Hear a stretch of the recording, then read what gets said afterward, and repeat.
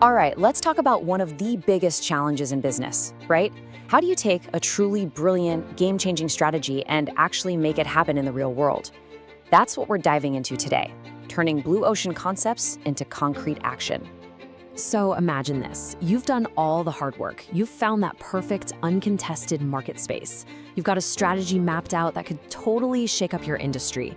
It's exciting, it's new, but it's still just an idea on paper.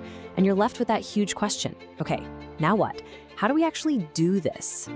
And that question brings us to a place where so many amazing ideas go to die. It's what we can call the strategy to action gap.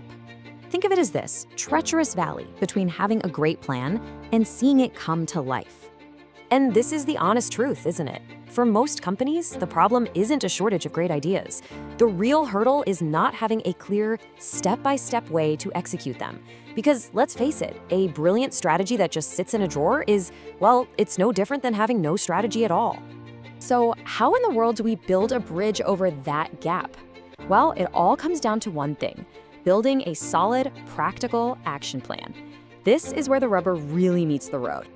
And let's be super clear about what an action plan really is. It's not just some glorified to-do list. It is literally the bridge that connects those big, amazing blue ocean ideas to what your people do day in and day out. And this is so crucial because it's what turns a vision into actual tasks. It stops a fantastic idea from just fizzling out. Getting started really boils down to two main steps.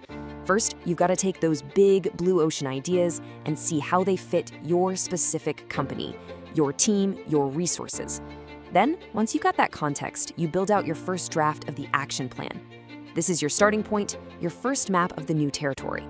Now, you could stop right there, but you'd be missing the most important part of the whole process, the one thing that turns a pretty good plan into an absolutely killer one. And that, my friends, is the power of peer feedback. The source material is crystal clear on this point. This isn't a solo mission. Peer review is baked right into the process. And what's so powerful about this is that it yanks your plan out of your own head and throws it into the ring, where it gets poked, prodded, and questioned from every possible angle. Just look at the difference here. It's night and day. A plan without feedback, it's fragile. It's built on a bunch of your own assumptions, and trust me, it's full of blind spots you just can't see on your own. But a plan that's been through the feedback gauntlet, whoa, that plan has been pressure tested. It's stronger, it's been validated, and it's 1,000 times more ready for what's coming. So, when all is said and done, where does this whole journey leave you?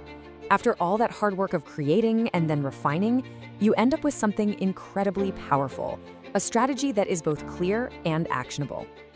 The final product, the goal of this whole thing, has to have these three qualities. It needs to be clear, so everyone on the team knows exactly what the mission is. It has to be actionable, meaning there are concrete things you can start doing tomorrow.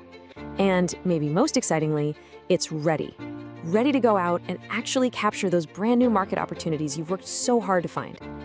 You know, at the end of the day, this isn't about creating some fancy binder that's going to collect dust on a shelf. It's about creating a shared direction.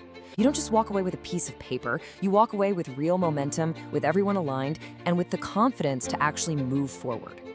Which, of course, brings us to the most exciting question of all. Once you're holding that clear, actionable, and battle-tested plan in your hands, there's really only one thing left to ask yourself. What new market are you going to go out and create?